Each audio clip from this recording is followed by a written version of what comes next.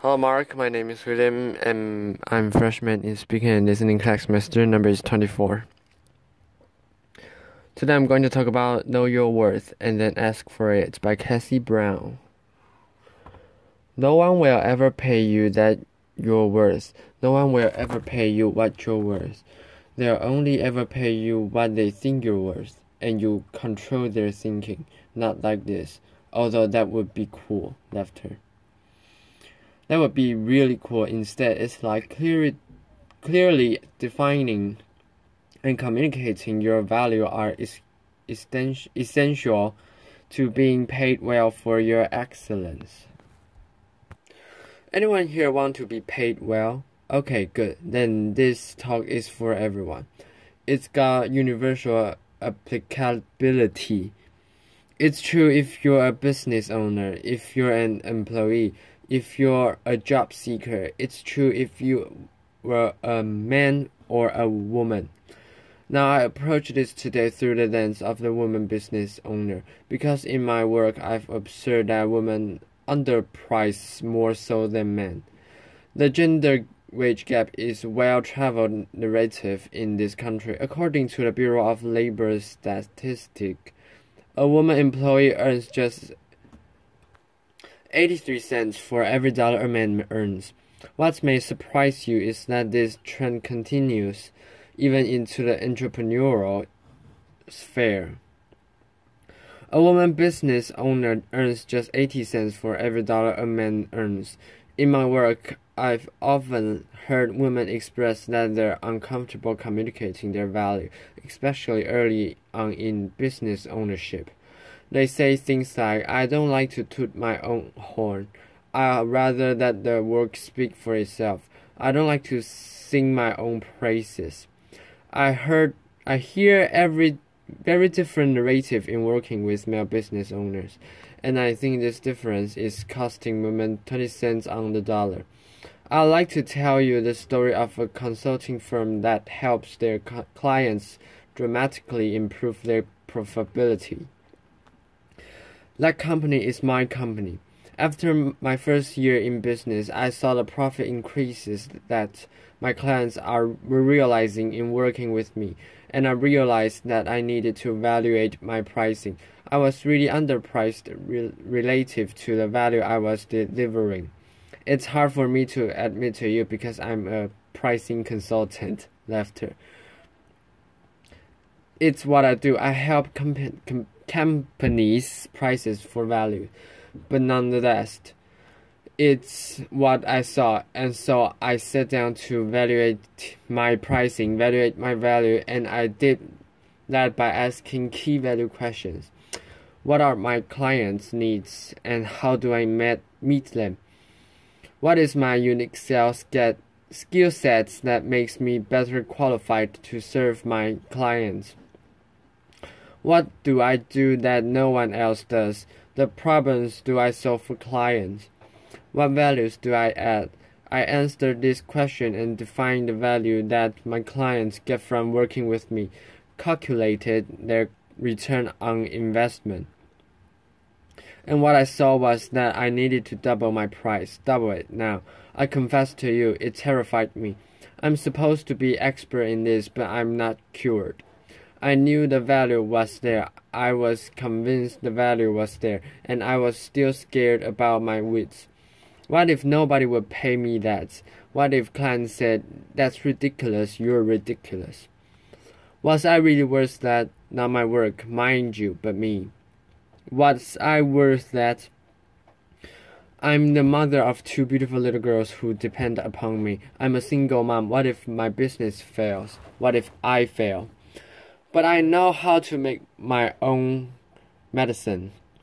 The medicine that I prescribed to my clients, I had done the homework. I knew the value was there, so when prospect came, I prepared a proposal with the new higher pricing and sent them out and communicated the value. How the story end? Clients continue to hire me and refer me to recommend me, and I'm still here. And I share this story because doubts and fears are natural and normal, but they don't define your value, and they shouldn't limit your earning potential. I would like to share another story about a woman who learned to communicate her value and found her own voice. She runs a successful web development company and employs several people. When she first started her firm and for several years thereafter, she would say, "I have a little web design company." She's actually used those words with clients. "I have a little web design company." In this and in many other small ways, she had diminishing her company in the eyes of prospects and clients, and diminishing herself. It was really impacting her ability to earn what she was worth. I believe her language and her style communicate that she didn't believe that she had much value to offer. In her own words, she was practically giving her service away. So she began her journey to take responsibility for communicating value to clients and changing her message. One thing I shared with her is that it's so important to find your own voice, a voice that's authentic and true to you. Don't try to channel your sister-in-law just because she's a great salesperson or your neighbor who tells a great joke if that's not who you are. Give up this notion that is tooting your own horn. Make it about another party. Focus on serving and adding value, and it won't feel like bragging. What do you love about what you do? What excites you about the work what you do? If you connect with that, communicating your value will come naturally. So he embraced her natural style, found her voice, and changed her message. For one thing, she stopped calling herself a little web design company. She really found a lot of strength and power in communicating her message. She's now charging 3 times as much for web design, and her business is growing. She told me about a recent meeting with a group and sometimes difficult client who had called a meeting questioning progress on search engine optimization. She said in the old days that would have been a really intimidating meeting for her, but her mindset was different. She said she prepared the information, sat down with the client, said this isn't about me, it's not personal, it's about the client.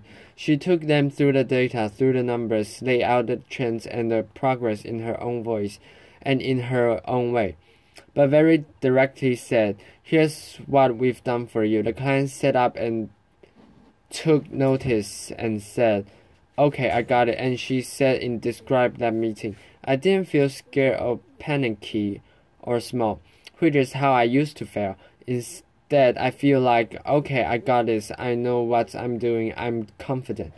Being properly valued is so important. You can hear in this story that the implications range far beyond just finance into the realm of self-respect and self-confidence.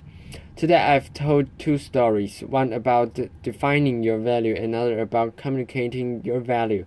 And these are 2 elements to realizing our full earning potential. That's the equation. And if you are sitting in the audience today and you're not being paid what you're worth, I would like to welcome you into this equation. Just imagine what life could be like, how much more we could do, how much more we could give back, how much more we could plan for the future, how validated and respect we would feel if we could earn our full potential, realize our full value. No one will ever pay you what you're worth. They'll only ever pay you what they think you're worth, and you control their thinking.